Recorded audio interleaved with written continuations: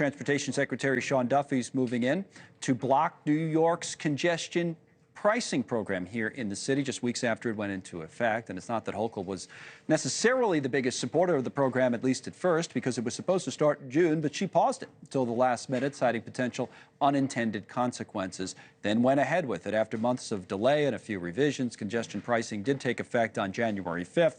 So the way it works is they charge passenger cars $9 to enter Manhattan if you're below 60th Street in Manhattan. The city says it's already reducing traffic, and they say it's making driving times faster. President Trump, though, promised to end it in his hometown, and now his transportation secretary is revoking federal toll authority. The New York Transit Agency starting legal proceedings. Hochul had a message for Trump, says we'll see you in court. Take a look. Feels like the commuters of our city and our region are now the roadkill on Donald Trump's revenge tour against New York. Our MTA was prepared. We knew this could come. Filed a lawsuit within minutes. I'm very confident we'll be successful. And I also want to say the cameras are staying on. We are keeping the cameras on. Keeping the cameras on. All right, let me bring in Alex Matthiessen on this. He's an environmentalist. Alex has been on the show before. He advocated for congestion pricing. I think last time you were on, we were saying, oh, yeah, we got it. They got it through. Now this. Reaction today? Oh, well, I mean, not that any of us are really surprised. And thank you, by the way, Connell, for having me on. Not that any of us are really surprised. We knew this is coming. You can see that from the MTA's very quick lawsuit against the Trump administration to stop this termination of the program. But it's even more of a disaster for Trump to do this than we even anticipated over the first 5 or 6 weeks of congestion pricing's life, if you will. Right. It's just been an unmitigated success. You've seen. Give us numbers. Give us actual numbers. That's what people want. So what was the traffic like before?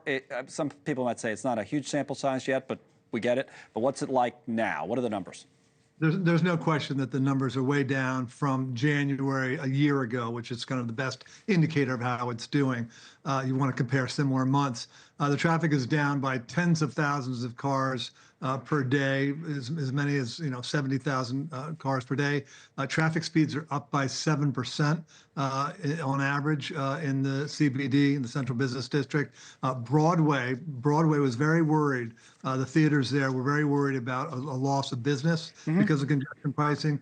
Business compared to last January, a year ago, is significantly up, and revenues the same are up, and ticket sales have been up.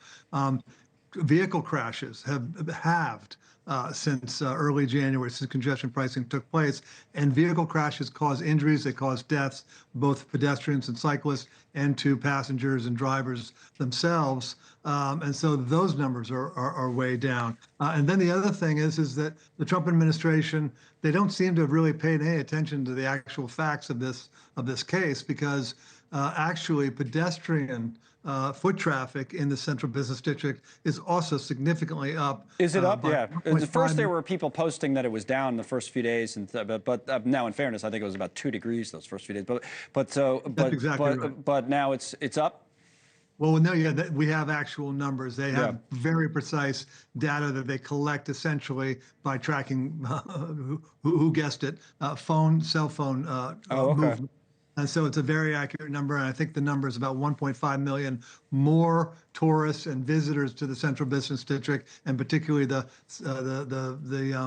business communities, the BIDs. I forgot what they stand for. The politics of this, I think you know this, but the politics of this here are kind of, they're New York centric. Maybe you have to understand New York, but other cities, I think it's probably similar. It's kind of like, in New York, we say it's like an out-of-borough issue versus a Manhattan issue. And I think President Trump fashions himself as kind of an out-of-borough guy coming from Queens. Now, that I get it that it's, he's lived on Fifth Avenue for years, but that's where his support comes from, right? So he sees this, and I've seen this today. Some people hate it, Alex, right? Like the people who drive in, they say, I can't believe that's $9 is a lot, and they say this is killing me. So that's who he's identifying with.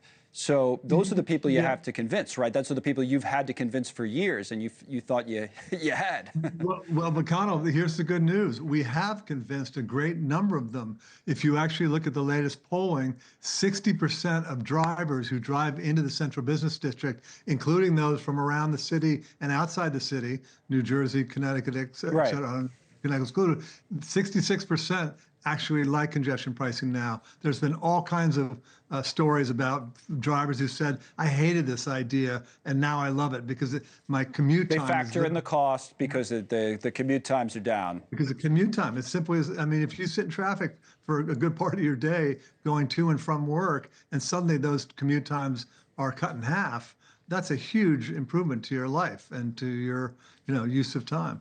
Thanks so much for watching. Just go to joinnn.com to find NewsNation on your television provider. And don't forget to click the red subscribe button below to get more of NewsNation's fact-driven, unbiased coverage.